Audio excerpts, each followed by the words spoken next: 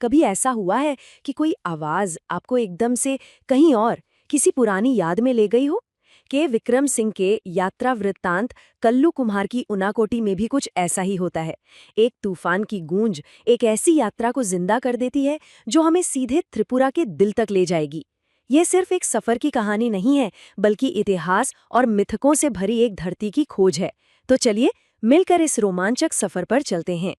इस कहानी की शुरुआत ही एक बहुत दमदार लाइन से होती है। जरा सोचिए तो, बादलों के गरज की एक मामूली सी आवाज, और लेखक पहुंच जाते हैं 3 साल पीछे अपनी एक अविस्मरणीय यात्रा पर। आवाज की यही ताकत इस पूरी कहानी का दिल है, जो हमें याद दिलाती है कि कैसे बस एक पल में हम कहीं से कहीं और पहुंच सकते हैं।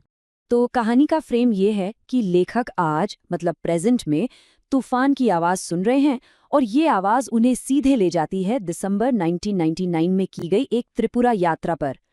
तो हम जो कुछ भी अब देखने और सुनने वाले हैं ना, वो सब उसी यात्रा की यादें हैं। तो इस सफर में हम लेखक के साथ साथ चलेंगे। पहले त्रिपुरा की यादों से शुरू करेंगे, फिर वहां की जमीन और लोगों को जानेंगे। इसके बाद एक काफी खतरनाक सड़क का सफर भी करेंगे, और हाँ, आखिर में उनाकोटी के उस गहरे राज से पर्दा उठाएंगे। चलिए, तो सबसे पहले ये जानते हैं कि लेखक आखिर त्रिपुरा गए ही क्यों थे, क्या मकसद था उनका। तो बात है दिसंबर 1999 की। लेखक उस वक्त एक टीवी सीरीज पर काम कर रहे थे जिसका नाम था ऑन द रोड। उनका काम ये था कि वो त्रिपुरा की लाइफलाइन यानी नेशनल हाईवे 44 पर सफर करें और ये रिकॉर्ड करें कि उस दूर दराज के इलाके में डेवलपमेंट मतलब विकास के काम कैसे हो रहे हैं। तो अब लेखक हमें त्रिपुरा से मिलवाते हैं, मतलब वहाँ की ज्योग्राफी कैसी है, इतिहास क्या रहा है, और वहाँ का सोशल फैब्रिक यानी सामाजिक ताना बाना कैसा है। आइए इसे थोड़ा और गहराई से समझते हैं। देखिए, त्रिपुरा भारत के सबसे छोटे राज्यों में से एक है, और इसकी सबसे बड़ी चुनौती है इसकी ज्योग्राफी। ये तीनों तरफ से बांग्लादेश से घिरा हुआ है। इसी वजह से यहाँ की आबादी बहुत तेजी से बढ़ी, 34% से भी ज्यादा। और इस वजह से जो अवैध घुसपैठ हुई, उसने एक सामाजिक तनाव पैदा कर दिया है।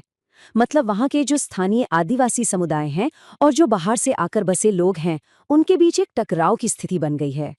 अगरतला पहुंचकर लेखक की नजर पड़ती है उज्जयंत महल पर।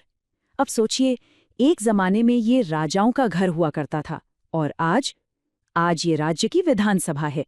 ये बदलाव अपने आप में एक कहानी है कि कैसे सत्ता राजशाही से लोकतंत्र तक पहुंची, महलों से निकलकर आम लोगों के हाथों में आ गई।